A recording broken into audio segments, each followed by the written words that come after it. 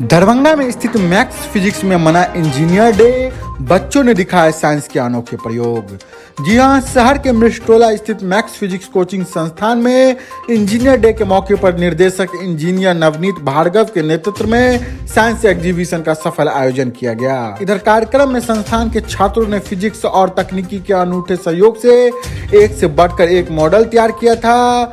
वहीं कुछ बेहतरीन मॉडल में red coat security model, laser security system, सैलन 4 रोबोट मिशन मंगल एवं इलेक्ट्रिसिटी जनरेटर इत्यादि के मॉडल ने आने वाले सभी मेहमानों का दिल जीत लिया। हालांकि ठीक इधर 11वीं और 12वीं के बच्चों ने अपने सिलेबस से संबंधित लगभग सभी प्रयोग को सफलतापूर्वक करके दिखाया। वहीं smart city product, flood sealed house और विभिन्न प्रोजेक्ट ने यह साबित कर दिया कि अगर सही मार्गदर्शन मिले तो हमारे क्षेत्र के बच्चों को तकनीकी के क्षेत्र में कोई जोड़ा नहीं होगा।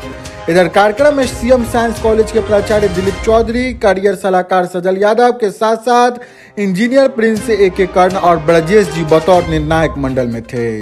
वहीं सभी उपस्थित गणमान्य लोगों ने बच्चों के साथ साथ मार्गदर्शक नवनीत भार्गव के इनोवेटिव प्रयासों को भी काफी सराहना की। हालांकि साइंस एग्जीबिशन के इस प्रतियोगिता में सेलेना 4 बनाने वाले विकास और हिमांशु को प्रथम स्थान, शाहनवाज और टीम को दूसरा स्थान एवं अंकित एवं उसके टीम को तीसरा स्थान प्राप्त हुआ।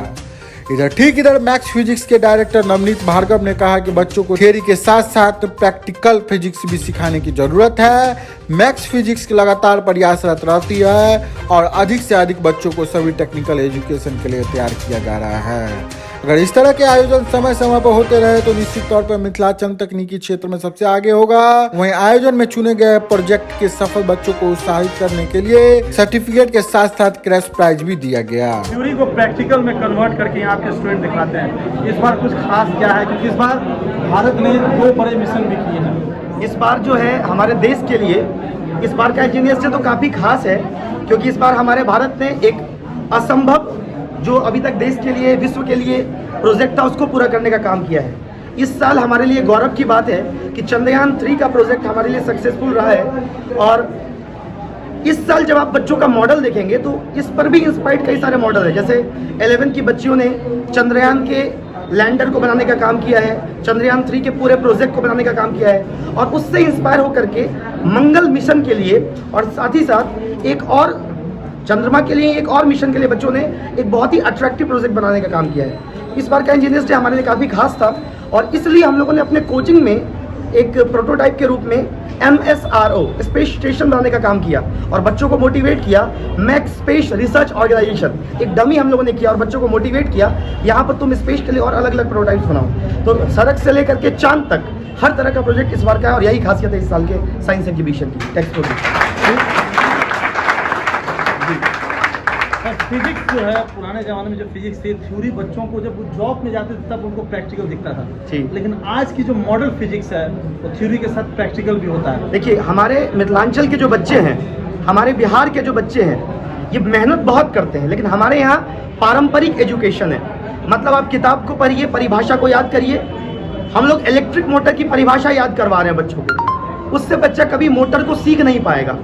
तो मैं खुद बाई एकेडमिक्स और बाई प्रोफेशन पहले एक इंजीनियर रहा हुआ हूँ। मैं बच्चों को पढ़ाने से पहले एक computer science engineer, data science का मैंने काम किया है पहले। तो मुझे जहाँ तक लगता है कि जो आज की इंडस्ट्री है, या बच्चे जब 12वीं पास करके इंजीनियरिंग कॉलेज में जाएंगे या इंजीनियरिंग कॉलेज से जब बाहर आएंगे तो उनकी किताबी नॉलेज से कहीं ज़्यादा मैटर करेगा उनके पास क्या कौशल है, उनके पास क्या स्किल है। तो बहुत ज़रूरी है बच्चों को किताबी नॉलेज और थ्योरेटिकल नॉलेज के साथ साथ टेक्निकल स्किल्स गेन करना, और यही एकमात्र विजन और उद्देश्य होता है टेक्सपो का, जो हम लोगों ने इस साइंस एग्जीबिशन का नाम रखा है टेक्निकल एक्सपो टेक्सपो जिसका।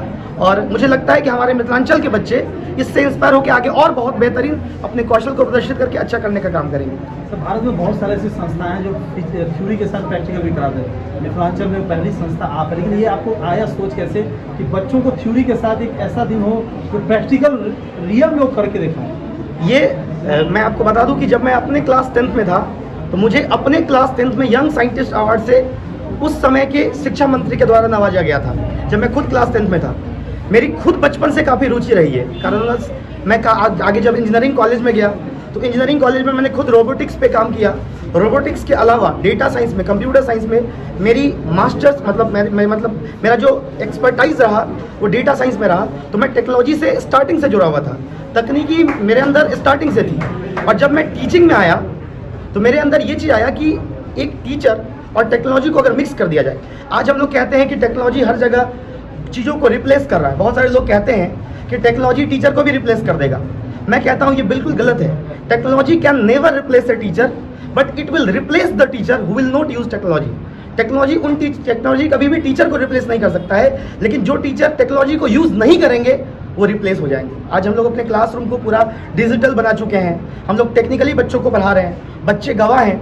हम लोग व्हीटस्टोन ब्रिज पढ़ते हैं तो व्हीटस्टोन ब्रिज का डिमॉन्स्ट्रेट करके दिखाते हैं। तो मुझे ऐसा लगता है कि मैंने अपने टाइम में, मैं अपनी 12वीं में व्हीटस्टोन ब्रिज समझ ही नहीं पाया था। क्या क्या sir resistance R1 R2 R3 R4 बना देते थे, लेकिन जब आज हम लोग 4 बल्ब लगा के जला के बच्चों को दिखाते हैं तो बच्चों के चेहरे पर एक उत्सुकता दिखती है।